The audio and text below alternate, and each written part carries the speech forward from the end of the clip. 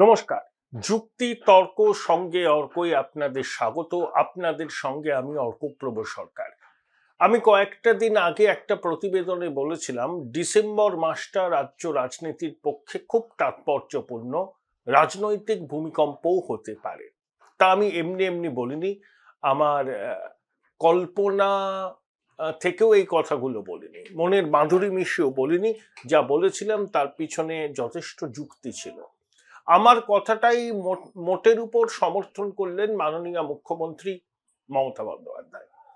24শে November তিনি ওই বনগা গেছিলেন, চাঁদপাড়া গেছিলেন। তা সেখানে জনসভায় কি বললেন, যে যখন খসড়া ভোটার তালিকা প্রকাশ হবে তখন সাংঘাতিক টালমাটাল পরিস্থিতি তৈরি হতে পারে। তাহলে খসড়া ভোটার তালিকা কবে নাগাদ প্রকাশিত হবে আপনারা জানেন? 9ই ডিসেম্বর। সুপ্রিম কোর্টে এসআইআর নিয়ে তো শুনানি চলছে।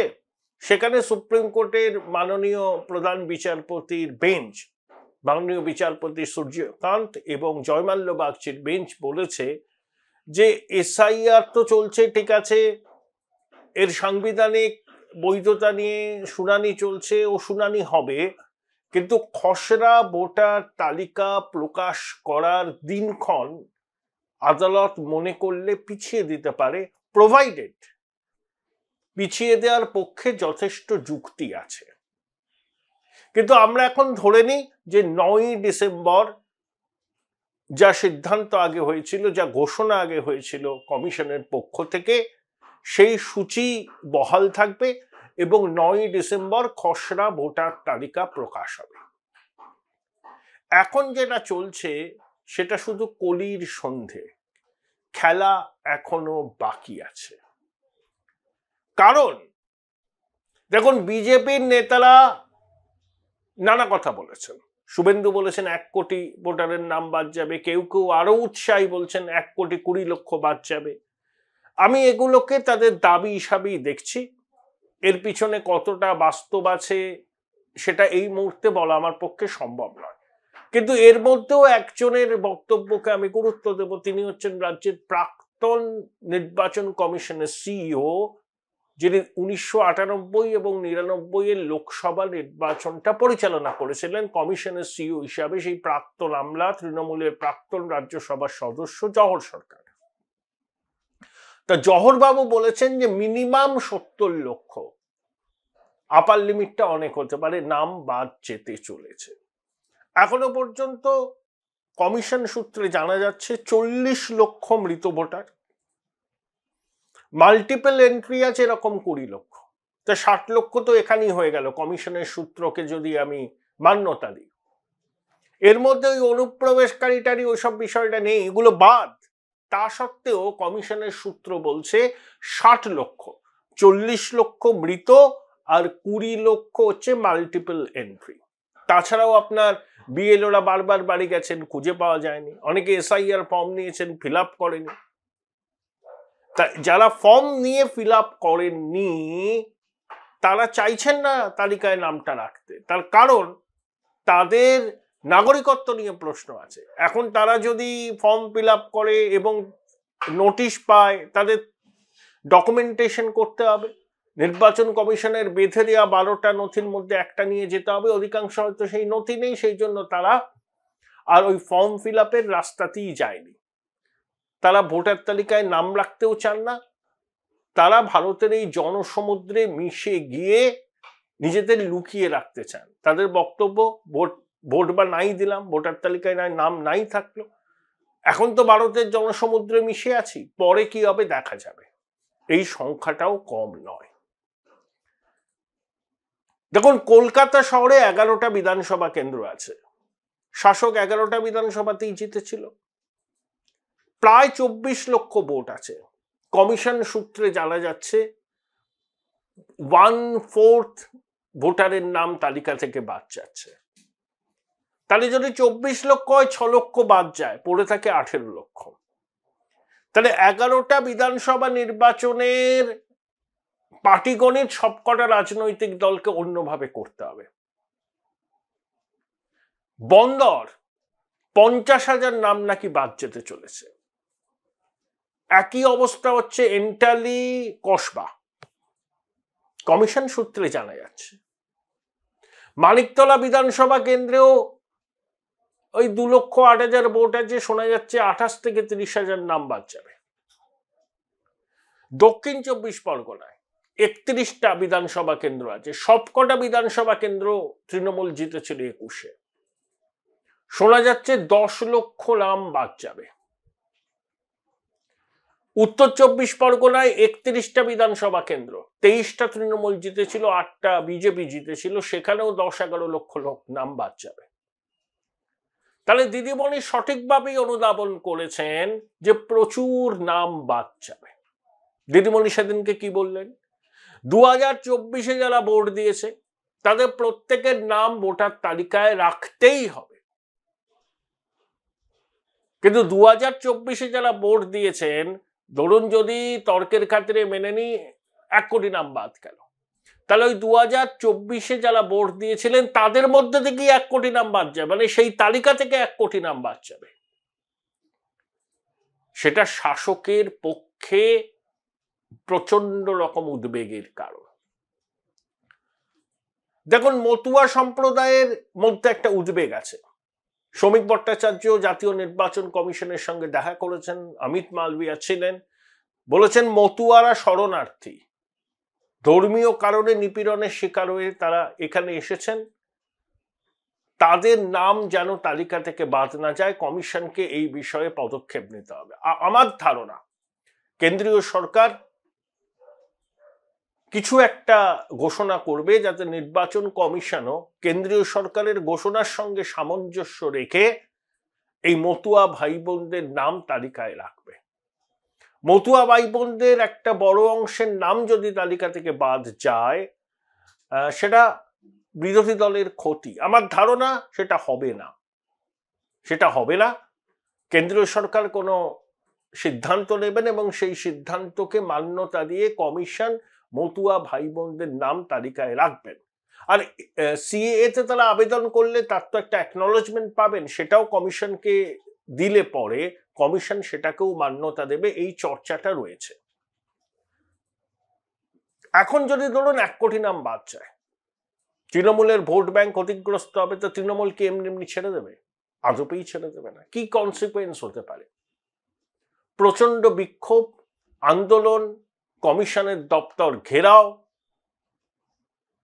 রাজ্য অচল করে দেবে শাসক। লিখে রাখুন। এবং তারা বলবে এসআইআর প্রক্রিয়াকে বাতিল করতে হবে। তখন কমিশনের সামনে কি পদক্ষেপ? কমিশন বলবে, দেখো আমরা সাংবিধানিক প্রতিষ্ঠান, আমরা সাংবিধানিক দায়িত্ব পালন করছি, আমরা দায়িত্ব পালন করতে বাধাপ্রাপ্ত হচ্ছি, সরকার সহযোগিতা করছে না, আর একটি রাজনৈতিক দল যেভাবে আন্দোলন করছে, তো কমিশনের আধিকারিকরা নিরাপত্তাহীনতায় ভুগছে। তখন দেশের সাংবিধানিক প্রধান রাষ্ট্রপতির হস্তক্ষেপ চাইতে পারেন, তারা চাইতেই পারেন। সেক্ষেত্রে রাষ্ট্রপতি কেন্দ্রীয় সরকারের সঙ্গে আলোচনা করে রাষ্ট্রপতি শাসন জারি করে দিতে পারে। 2, কমিশন বলল ঠিক আছে, এসআইআর এখন স্থগিত, কিন্তু এসআইআর সম্পূর্ণ না হলেও আবার ভোট হবে না। তাহলে 2026-এ 5ই মে এই সরকারের মেয়াদ শেষ হচ্ছে। তাহলে মেয়াদ শেষ হলে, ভোট না হলে অটোমেটিকই রাষ্ট্রপতি শাসন জারি হবে। তখন নতুন করে যতটা এসআইআর এর কাজ হয়েছে তারপর থেকে বাকি কাজটা সম্পূর্ণ করে নির্বাচন হবে। এই দুটো অপশন, এর বাইরে কিন্তু কিছু থাকতে পারে না। যদি ওই খসড়া তালিকায় যে ফিগারটা আমি কোট করলাম সেই সংখ্যক নাম বাদ যায়, তাহলে কিন্তু শাসক একেবারে রণংদেহী মূর্তিতে রাস্তায় নামবে। এবং যেটা হবে টোটাল ললেসনেস। এবং বিরোধী বিজেপিও তো বলছে নো এসআইআর নো ভোট, তারাও বলবে যে কোনো মূল্যে এসআইআর করে ভোটটা করতে হবে। তা কমিশন সাংবিধানিক প্রতিষ্ঠান, তাহলে কমিশন তখন সিদ্ধান্ত নেবে, এবং সেই সিদ্ধান্তটা রাজ্য সরকারের অনুকূলে বা শাসক দলের অনুকূলে কিছুতেই যাবে না। ইতিমধ্যে সুপ্রিম কোর্টে কমিশনের আইনজীবী রাকেশ দ্বিবেদী কি বলেছেন? যে বিএলওদের থ্রেট করা হচ্ছে একটি রাজনৈতিক দলের পক্ষ থেকে। তিনি নাম করেননি কোন দল, পশ্চিমবঙ্গের কথা বলেছেন, আমরা সহজেই বুঝতে পারি কাদের কথা বলা হচ্ছে। 24শে নভেম্বর কমিশনের দপ্তরে যে তাণ্ডব হলো, যে বিএলও অধিকার সমিতির নামে মহিদুল ইসলাম প্রাথমিক শিক্ষকদের নেতা, ভাইপো ঘনিষ্ঠ তিনি ছিলেন, আরো অনেকে ছিলেন, কার্যত সিইও কে ঘেরাও করে রাখা হয়েছিল, বাইরে অবস্থান করছিলেন, পুলিশ ঠুটো জগন্নাথ ছিল।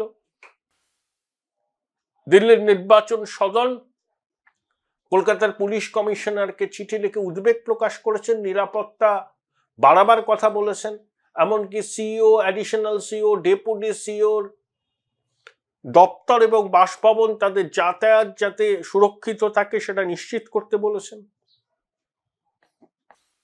একই সঙ্গে প্রেস বিজ্ঞপ্তি দিয়ে কমিশন জানিয়েছে দিল্লির নির্বাচন সদন থেকে 3 জন আধিকারিক, খুব সিনিয়র লেভেলের আধিকারিক, তারা কলকাতায় থাকবেন, আমাদের সিইওর সঙ্গে সমন্বয় করে কাজ করবেন, পুরো এসআইআর প্রক্রিয়াটা তারা কলকাতাতে থাকবেন। অর্থাৎ কমিশন কিন্তু আন্দাজ করেছে খসড়া তালিকা প্রকাশ হবার পর পরিস্থিতি নিয়ন্ত্রণের বাইরে চলে যেতে পারে এবং নির্বাচন কমিশনই শাসকের লক্ষ্যবস্তু হবে।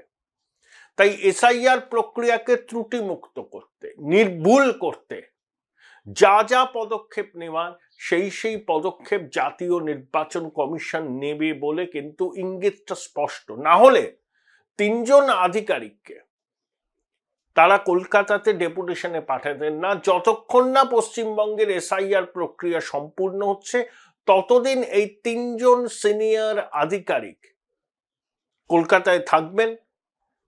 রাজ্যে কমিশনের সিইও মনোজ আগরওয়ালের সঙ্গে সমন্বয় রেখে কাজ করবেন এবং মনোজ আগরওয়াল যেভাবে কাজ করছেন তাকে সেই কাজে তারা সহায়তা করবেন।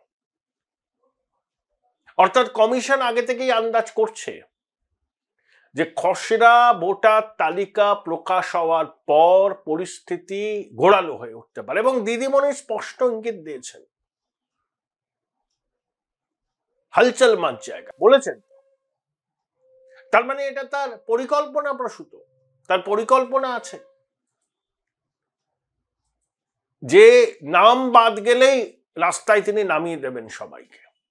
এবং এখানকার পুলিশ প্রশাসন বেশিরভাগটাই দলদাস, ঠুটো জগন্নাথ, তারা দাঁড়িয়ে দাঁড়িয়ে দেখবেন, কমিশনের উপর চাপ দেওয়ার কৌশল নেবে শাসক দল। কিন্তু আমার ধারণা এতে খুব একটা সুবিধা হবে না। এসব করলে তৃণমূল নিজের কবর নিজে করবে, রাষ্ট্রপতির শাসনই জারি হয়ে যাবে। Join Indian Institute of Hotel Management now. Right choice, right decision. এই হচ্ছে পরিস্থিতি। তাই বলেছিলাম না, ডিসেম্বর মাসটা পশ্চিমবঙ্গের রাজনীতির ক্ষেত্রে খুব গুরুত্বপূর্ণ, খুব গুরুত্বপূর্ণ। বিরোধী দলনেতা শুভেন্দু অধিকারী দাবি জানিয়েছেন কমিশনকে চিঠি লিখে যে মডেল কোড অফ কন্ডাক্ট চালু হতে এখনো 3 মাস দেরি আছে। পুলিশ ওয়েলফেয়ার অ্যাসোসিয়েশনের একটা সভা হয়েছে বোধহয় দীঘাতে না কাঁথিতে, সেখানে পুলিশের আধিকারিকরা একেবারে দলদাসের মতো আচরণ করেছেন। তারা বলেছেন যে মমতা বন্দ্যোপাধ্যায়কে তারা ৪র্থবারের জন্য মুখ্যমন্ত্রী হিসাবে দেখতে চান। শুভেন্দু সেই ভিডিওটা সামনে রেখে কমিশনকে চিঠি লিখেছেন যে এই পুলিশদের যেন নির্বাচনের কাজে কোনোভাবেই যুক্ত করা না হয়, কারণ এরা দলদাস, এরা শাসককে মদত দিচ্ছে এবং না হলে পুলিশের আধিকারিকরা বলতে পারেন না তারা ৪র্থবারের জন্য মমতা বন্দ্যোপাধ্যায়কে মুখ্যমন্ত্রী হিসাবে দেখতে চান।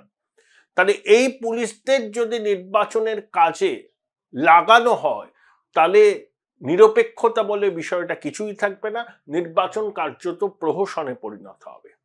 বিহারে কি হয়েছে, 68% ফোর্স এসছে বাইরের রাজ্য থেকে, মানে পুলিশ, সশস্ত্র পুলিশ। বিহারে তো এনডিএ সরকার, তাও 68% ফোর্স এসছে বাইরের থেকে, 32% এসছে সেন্ট্রাল ফোর্স। তাহলে শুভেন্দুবাবু যে দাবিটা করেছেন যে কেন্দ্রীয় বাহিনীর পাশাপাশি ভিন রাজ্যের সশস্ত্র পুলিশকে আনতে হবে ভোটের ডিউটিতে, এ রাজ্যের পুলিশকে ভোটের ডিউটিতে লাগালে নির্বাচনের নামে প্রহসন হবে। কারণ পুলিশের একটা অংশ তারা এতটাই দলদাস, তারা খুল্লা শাসকের হয়ে প্রচার করছে। তাহলে এরা যদি নির্বাচনের দায়িত্বে থাকেন, কোনো অবস্থাতেই নির্বাচন অবাধ, ভয়মুক্ত, ত্রুটিহীন হবে না। এবং এসআইআর এর যে ম্যামথ এক্সারসাইজ, যে এক্সারসাইজটার লক্ষ্য হচ্ছে ভোটার তালিকাকে ঝাড়াই বাছাই করে একটা নির্ভুল ভোটার তালিকা সামনে আনা, যে তালিকাকে সামনে রেখে মানুষ তাদের গণতান্ত্রিক অধিকার প্রয়োগ করবে, সেই মূল উদ্দেশ্যটাই ব্যর্থ হয়ে যাবে যদি দলদাস প্রশাসন নির্বাচনের কাজে নিয়োজিত থাকে। কমিশন নিশ্চয়ই কোনো সদর্থক পদক্ষেপ করবে, কি করবেন তারাই জানেন। কিন্তু শুভেন্দুবাবু যে প্রসঙ্গটা তুলেছেন এটাকে একেবারে উড়িয়ে দেওয়া যায় না। কিন্তু খসড়া তালিকা প্রকাশ হওয়ার পরেই কিন্তু খেলাটা জমবে। এখন তো সবে কলির সন্ধে, যখন খসড়া তালিকা বেরোবে তখন তো দুধ কা দুধ পানি কা পানি সামনে চলে আসবে। কাদের দাবি সঠিক সেটা সামনে আসবে। কত নাম বাদ গেল, 70 লক্ষ মিনিমাম, আপার লিমিট 1 কোটি ছাড়াতে পারে, এটা কমিশন সূত্র থেকে এই খবর আমরা পাচ্ছি। তাহলে পরিস্থিতি খুব জটিল আকার ধারণ করবে ডিসেম্বরের দ্বিতীয় সপ্তাহ থেকে। হতে পারে রাজনৈতিক ভূমিকম্প, হতে পারে। নির্বাচন কমিশনের এখন যা মনোভাব, তাতে বলা যেতে পারে যে তারা বদ্ধপরিকর সুষ্ঠুভাবে এসআইআরটাকে সম্পন্ন করার জন্য। স্টকহোমে অবস্থিত একটি আন্তর্জাতিক প্রতিষ্ঠানের প্রেসিডেন্ট নির্বাচিত হয়েছেন আমাদের ভারতের মুখ্য নির্বাচন commissioner Gyanesh Kumar. International institute of democracy and electoral reform, idea সংক্ষেপে প্রতিষ্ঠানটার নাম। যে জ্ঞানেশ কুমারের মুন্ডপাত করছে বিরোধী দলগুলো, রাহুল গান্ধী থেকে দিদিমণি, সেই জ্ঞানেশ কুমারকেই স্বীকৃতি দিচ্ছে আন্তর্জাতিক সংস্থা। আমাদের সুপ্রিম কোর্টে কি হয়েছে, যখন এসআইআর নিয়ে শুনানি হচ্ছে, বিহারে তো হয়ে গেল, ভোট হয়ে গেল, এতগুলো নাম বাদ গেল। প্রথমে 65 লক্ষ নাম বাদ গেছিল, 21 লক্ষ অ্যাডিশন হলো, 47 লক্ষ নাম বাদ গেছে। তা মাননীয় বিচারপতিরা জানতে চেয়েছেন, যারা এসআইআর এর বিরোধিতা করে সওয়াল করছেন, যে এতজনের নাম যে বাদ গেল, একজনও তো আদালতে এসে বা অন্যভাবে আপিল করলো না যে আমাদের নামটা যুক্ত করতে হবে, কেউ তো করলো না। আর নির্বাচন কমিশনকে কেউ যেন জড়ো ভরো রাবার স্ট্যাম্প না ভাবেন, যে তারা নথি পেল স্ট্যাম্প মেরে দিল। তারা পোস্ট অফিসের কাজ করছে না, কমিশনের উপর বিশ্বাস রাখার কথা বলছে বারবার সুপ্রিম কোর্ট। তাহলে এটা বলেছে, হ্যাঁ, খসড়া তালিকা প্রকাশের দিন তারা পরিবর্তন করতে পারে, যদি সেই পরিবর্তন করার পিছনে কোনো যুক্তিসঙ্গত কারণ আছে বলে তাদের মনে হয়। দ্যাটস ফাইন, কোনো অসুবিধা নেই। যতটা ট্রান্সপারেন্ট ওয়েতে নির্বাচন কমিশন কাজ করছে, সেই কাজটা তাদেরকে বজায় রাখতে হবে। বিহারে কিন্তু এই যে এত কথা এসআইআর নিয়ে, এই যে 65 লক্ষ ইনিশিয়ালি খসড়া তালিকা থেকে বাদ গেছিল, একজনও গিয়ে কিন্তু তালিকায় নাম তোলার ক্ষেত্রে দাবি জানায়নি। সেখানেই কোর্ট ধরেছেন যে আপনারা বলছেন বিপুল সংখ্যক ভোটারের নাম বাদ গেছে, তাহলে কজন আবার নাম তোলার জন্য আবেদন করেছেন? করেননি তো। ভোটও হয়ে গেল, টার্ন আউট বাড়লো, রক্তপাতহীন গণতন্ত্রের উৎসবে সামিল হলেন বিহারের মানুষ। তাহলে কমিশনকে অযথা সন্দেহ করে বাজার গরম করে লাভ কি? কমিশন সাংবিধানিক প্রতিষ্ঠান, সাংবিধানিক দায়িত্ব তারা পালন করছে, এটা কোর্টও বলছে, সুপ্রিম কোর্টও বলছে, কিন্তু মানতে রাজি নন রাহুল গান্ধী, মমতা বন্দ্যোপাধ্যায়। কারণ দিদিমণির ভোট ব্যাংক ধাক্কা খাবে। দিদিমণির ওই যারা দিদিমণির দলকে ভোট দেন, দ্বিজেন মুখোপাধ্যায়রা, শ্রমিক ভট্টাচার্যের প্রয়াত বাবা মা এসে ভোট দিয়ে যান, তারা তো আর ভোট দিতে পারবেন না, সেটা দিদিমণির চিন্তার বিষয়। আর রাহুল গান্ধী হারার অভ্যাস করে ফেলেছেন, এবং হারলে পরে যুক্তি সাজাতে তার দেরি হয় না। এসব না করে তিনি যদি দলকে চাঙ্গা করতেন, তাহলে হয়তো আগামী 20 বছর বাদে কংগ্রেসের ভবিষ্যৎ কিছুটা হলেও উজ্জ্বল হতো। কিন্তু রাহুল গান্ধী পিটার প্যানে থাকবেন, কোনোদিন বড় হবেন না। আপনাদের সবাইকে ধন্যবাদ জানাই যেভাবে আপনারা আমার এই ভেঞ্চারকে সহায়তা করছেন। আপনাদের মোবাইলে যখন এই অনুষ্ঠান দেখবেন তখন সাবস্ক্রাইবার বাটনের পাশে থ্যাঙ্কস বাটন আছে, সেখানে ক্লিক করলেই আপনারা আমার এই ভেঞ্চারের সঙ্গে নিজেদের যুক্ত করতে পারবেন। আপনাদের প্রত্যেকটা সহায়তা আমি কৃতজ্ঞ চিত্রে গ্রহণ করছি। আশা করছি আগামী দিনেও আপনাদের এই সক্রিয় সহযোগিতা থেকে বঞ্চিত হব না।